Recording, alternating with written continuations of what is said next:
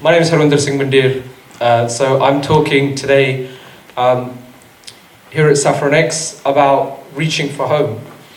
This first slide that you see up here is from John Carpenter's Big Trouble in Little China, which is probably my favourite film of all time. I've been watching this film since I was a little kid, and we used to record it on VHS. For those of you who aren't old enough to know, that was like old cassettes that you put in a device, press record, and it would record what was on TV. It was brilliant. And then you could lend it out to people and you could copy it, not like you kind of do with modern day technology. Big Trouble in Little China was a great film. It was a mix of comedy and action. And the reason I've got it up here is because it wasn't just comedy and action for me. It surmised a whole bunch of deeper issues that meant so much to me. That's why I watched it again and again and again. Yes, I watched it partly for the dialogue. Yes, I watched it for the comedy. Me and my brother used to act out all the scenes and pretend we were Jack Burton. He's the guy who's asking that question there. The dialogue I've got up on screen is not actually from this particular screen grab. This was the only screen grab I could find online. But Jack Burton's asking this old Chinese guy on the side here, Egg Shen. He's saying, why don't you go on over to China, visit the motherland? This is at the end of the film, when everything's finished. And he asks Egg Shen, you know, time's finished, you're done, we've done this whole quest that the whole film's about. Why not go back to China, go to the motherland, go visit home? And that's the real question that this film meant for me. Where do I call home? And that's what I'm going to talk to you about today. So what I'm going to do is share with you what I understand home to be. I'm actually going to take you on a little bit of a journey of what home means to me in three different areas. One, the home that I knew, where I was brought up and where I grew up. The home that existed in my head and sometimes physically in the Punjab. And the home that exists outside of that, elsewhere. So, I'm going to start with the home that I grew up in. This is my home. My parents still live in this home. My brother still lives in this home. It's a town called Letchworth Garden City. It's in North Hertfordshire. It's a quite lovely county. It's part of the home counties of this country. My parents came to England separately. My dad came when he was 13 years old. My grandfather had come 5 years before that in the 1950s. My dad came in 1966, went to school for a few years where he spoke pidgin English and managed to somehow pass 2 O-levels and 1 A-level, and then went into an apprenticeship as a stationery printer. He worked for a few years and then went back to Punjab, as was customary, got married to my mother, and then stayed in Punjab for 3 years, where he took over everyone's land. So all of his brothers, all of his cousin brothers, and farmed the land for 2.5, almost 3 years. At the end of which, my mum finally got a visa to come to England, having married him. And so she came to England. A year after she came to England, my sister was born. 2 years after that, I was born. And a year after that, my brother was born. That's interesting because in my head, people today talk about immigrants as if there's something different. And yet, it's only now that I really appreciate that my mum had only been in this country for 1 year when she had her first child. She'd only been in this country for 3 years when she had me. She was in a completely alien place, something she didn't understand and she hadn't grown up in. But yet she was calling this place her home. And we were being brought up as this was our home.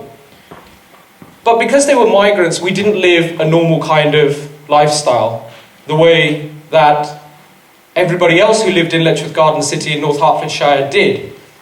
Even a lot of the Punjabi people started living, the Punjabi migrants lived a different way. Letchworth Garden City is so known because every house has giant gardens, front and back. It's kind of changed now, like the rest of this country, they started building these small, tiny 2-bedroom houses that have no gardens and people walk past on the pavements, they can look in and see what you're doing and what you're watching on TV. But back then you used to have giant gardens. So this picture is me and my brother, that's our backyard. And today our backyard is completely red bricked and grass. But back then, my dad was growing pretty much everything. And he was raising us in the ways of farming and teaching us how to farm. And this is how you're going to water the fields. And this is how you're going to raise the crops and whatnot. Now, I said we didn't have an ordinary upbringing. And that's because you saw in the previous picture, both my brother and I were without gears. Something happened that you're all very well aware of. It's called 1984.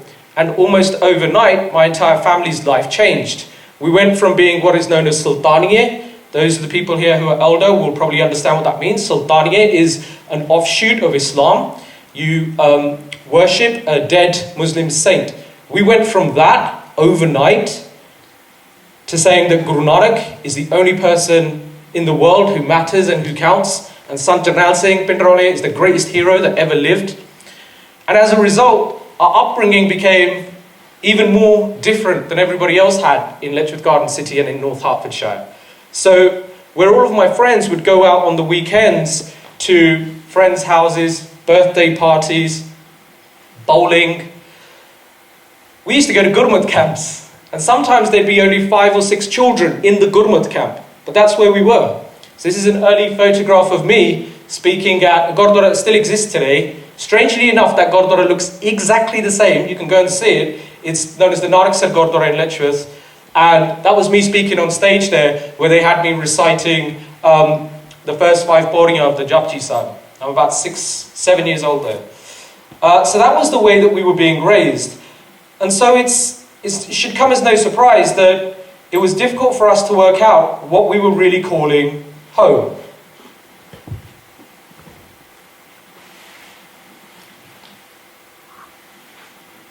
Sorry, just trying to change the slide. Cheers. As we grew up, we became more and more active in the movement. So Gurmat camps slowly became more and more serious activism. Activism led us down the road where we were marching, protesting, grabbing petitions, signing them, speaking on radio. And I was doing this all well before the age of 14. By the time I hit 15, I was bored and tired. And I had moved away from the activism that we just spoke about. So, sorry, still not working? Okay. Is it frozen?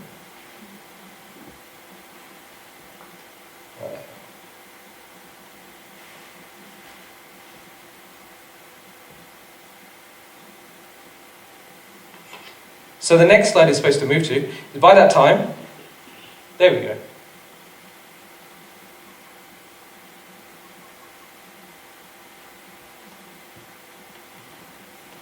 Stuck? Sorry, I'm going to let you do that. Can you check? Okay. Sorry, slight problem there. I'll keep talking. So we went through activism and getting tired of activism. By this time it was the early 1990s, by which point we realized that we weren't going to be part of the movement anymore. We were no longer part of the struggle. The struggle that we'd grown up with had changed, and it had changed drastically, and people had changed. So we started looking at other interests, and we went back, as it were, into the way that we'd been brought up. Back to more and more Punjabi ways, as well as the kind of traditional English way that we were living. By the age of 14, obviously being a GCSE student, doing A-levels, going towards university, our parents were putting a lot of emphasis on us studying all the time, as much as we could. So that's it, great, next one, brilliant. So this is the next picture of me. This is me and my first Bhangra team.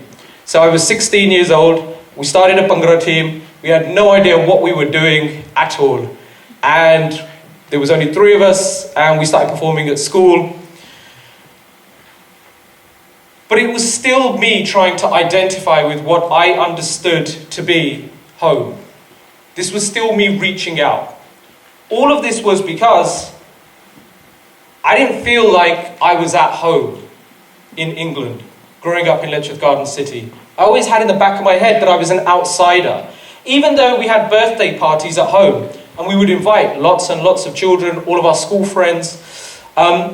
We'd have birthday parties when we were little kids at home, my dad taking the photo, my mum looking over us, my sister, my brother, celebrating birthdays like normal kids. But for me, this still wasn't home. I was playing for 2 football teams. My dad had a real thing about us playing football. When he first came, He was playing football. He was playing with all white teams. He was the only Punjabi person, the only person of colour playing in football teams at that time. And so he was taking us to football teams with all white people. And we were all playing like that. And yet I still didn't feel like I was at home. I suffered racism. I suffered people calling me snowball head. I suffered people calling me bobblehead. Where are you from? Go home, Packy. You had all of that. But that was kind of water off a duck's back. That didn't really affect you. Because you'd say something back to them. You'd say, oh, I'm not actually from Pakistan. I'm from Punjab. You don't know where that is because you're a stupid honky. We were taught to say stuff back. So I didn't mind that. What I didn't get was, I still didn't feel like this was home. So I thought when I go to Punjab, I'll feel like I'm home. So this is us in Punjab on our first trip. We went in 1992. This is me and my brother again, pictured with one of our cousins on their family tractor, proudly taking us around, showing us off everywhere. These are our cousins from England. 1992 was an important year in Punjab because it was election year. And it was a horrible year to be travelling around the Punjab. And still, I loved every minute of it. It was a great trip. It was a great holiday. And I started to feel like maybe this is home. And I was surrounded by lots and lots of family who weren't lucky enough to move out to the West like I was and like you were and your ancestors were. And I started thinking maybe the home part is because my family's here and it's all my family and that's what makes me feel like I'm at home. So when I went back to Punjab, this is me in 1999, I went to Punjab to take Khande di Paul on the tricentenary, and I was lucky enough to go to Anandpur Sahib, 14th of April, Vaisakhi Day. I was one of 2,500 people who took Khande di Paul at Takht Kesgar. This is my dad and me with a famous Punjabi singer, Kuldeep Monak.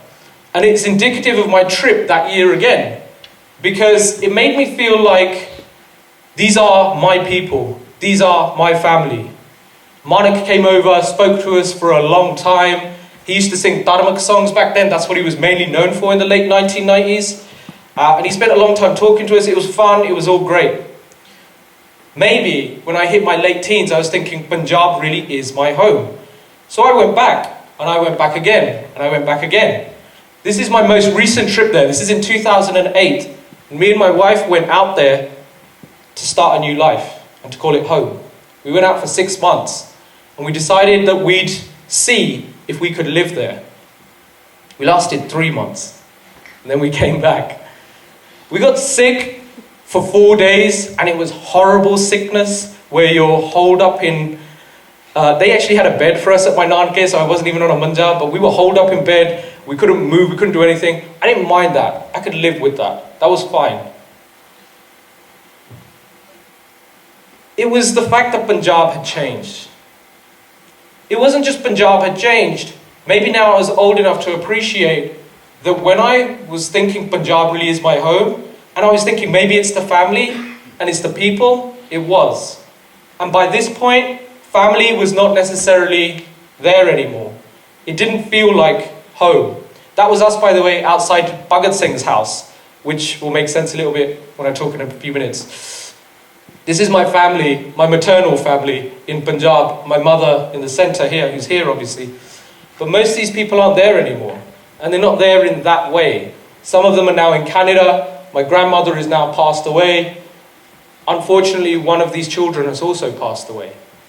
Family wasn't there anymore. It wasn't the same. The place had changed. The time had changed. People had changed. And this photograph impacts even beyond that. This is a photograph of Maharaja Ranjit Singh's summer palace at Amritsar. So when we went in 2008, we visited as many places as we could. The summer palace was being rebuilt and redone up. And in Punjab, what rebuilding or redoing up something means is that you have a whole bunch of Baiye who wander around inside and they're basically hammering stuff with chisels. And they throw stuff out. This was an original door, complete with frame, that had been thrown onto a lump of bricks.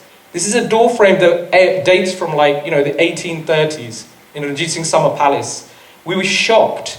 We started wandering around. We thought, should we take this back with us? And it's the biggest regret we've ever had. We didn't know what we'd do with it. My cousins would take it back. At some point they'd hit on hard times, they use it for firewood. We didn't want to go that far. Let's at least leave the bad karma on the people who've chucked it there. But this would have been a doorway that at some point Governor Nihal Singh would have run through and pushed open and been playing in. This is the doorway that perhaps Raja Sher Singh would have thrust open as he came running into the palace. It's surmised Punjab. We look at Punjab as a home nostalgically. We don't look at it realistically. Punjab changed, but maybe Punjab wasn't actually the way that I had seen it. Maybe it really wasn't the way that I thought. Punjab is a place where it's out with the old and in with the new. So, we've looked at my home growing up, looked at my home Punjab. Now we look at the other. I've been lucky enough to travel to a number of places around the world. I'm not an extensive traveller, but I've travelled to 8 or 9 cities. My wife and I have travelled together. We've been fortunate enough to do that. But we're different travellers to most people. And I'd hark a guess that we're probably different travellers to a lot of you. Not all of you, but a lot of you. When we go on holidays to places, we go places that we want to see, that we want to experience. We spend most of our time walking around the museums and the old buildings. A lot of people do that. It's not the strangest part. The strangest part is that we look at estate agents while we're there to find out what kind of prices property are at. We don't go to as many restaurants as we do to shopping supermarkets and look up the prices of goods there. We work out where their goods are being imported from. And we try and work out, could this be a place that we could one day call home? This is San Francisco in California. One day, I will live in the Castro in San Francisco. It's the most beautiful place in the world, anywhere. One day I will live there, but I know it's going to take me a long time and a lot of money to earn it. But every time I go there, I've been to San Francisco 3 times, I feel like I'm home. But then I felt like I was at home when I went to Punjab.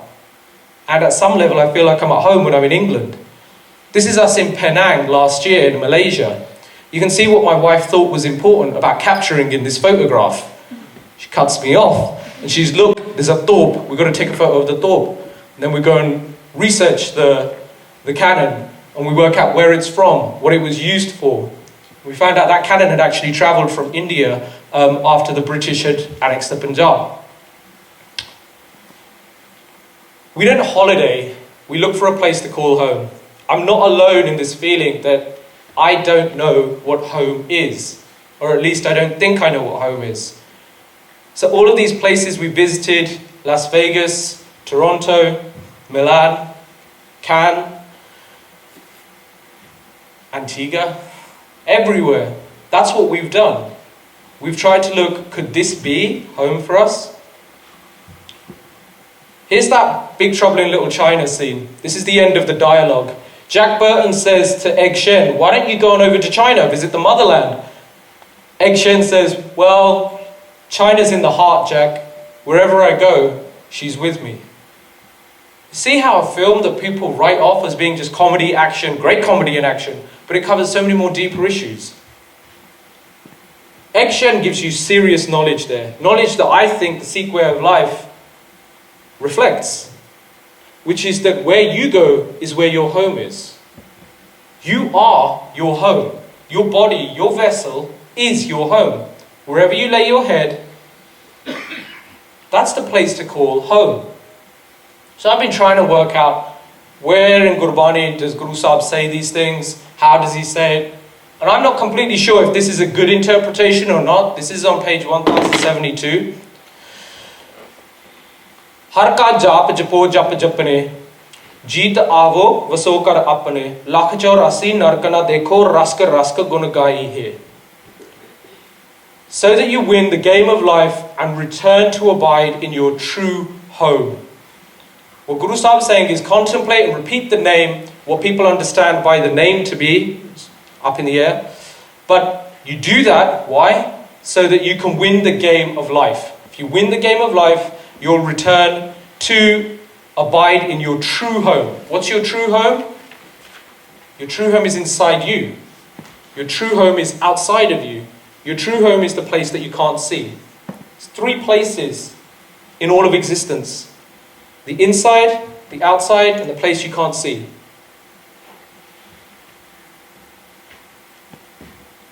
This is what home is. Home is inside me and it's where God is. Home is outside of me and it's where God is. And it's the places that I don't know exist. The ether, the different planets, the solar systems we don't recognize.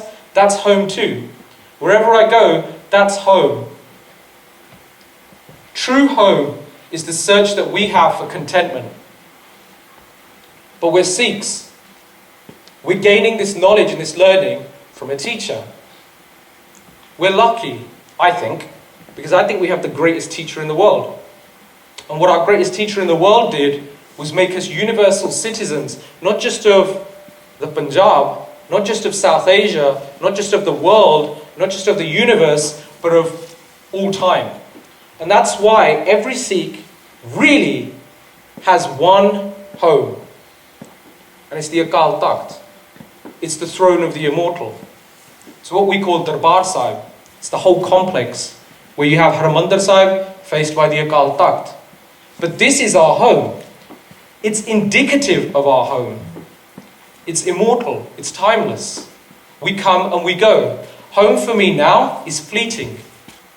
Today, home for me means the United Kingdom. Who knows what I will call home in coming lifetimes? Who knows if I'll have coming lifetimes? Who knows what I'll call home 3 months from now, let alone 30 years from now? There could be another big surge and we all leave and we move from this country and go to another territory because we have to leave because there's no jobs here. That's why we all came here in the first place. Most people forget that. We needed work, we needed money because this place wasn't working. This is the view from our small makan in Punjab. We're one of the few families in our bend in the Doaba near Fagwara that doesn't have a koti. We have a makan. So we have a small 2-tier property that has a roof on top. This is a photograph that I took. Sorry, it's not really doing justice because of the lighting, but it's a beautiful scene. And it's a photo I managed to take in 1992 when we were only 12 years old. I fibbed. My sister took it. She was older. She was better. She took this photo. And it's what in my head Punjab is. When I stand on my koti, that scene doesn't exist anymore. There's a huge koti right in front of me. I can't see it anymore. But if I got on their roof and I looked down, those trees aren't there anymore. They knocked them down because they had to build another building. That walkway and that pathway, it's gone. Because the Punjab government decided that a small village that only had the best part of 12 families left needed a 2-lane road going all the way into Fagwara on it. The world is changing. Your home is changing. Everything that you do is always in flux. Home is wherever you go. That's what my journey is teaching me. Home is wherever I am, wherever I go, whatever I do. That's what our journey for home is. Thank you very much.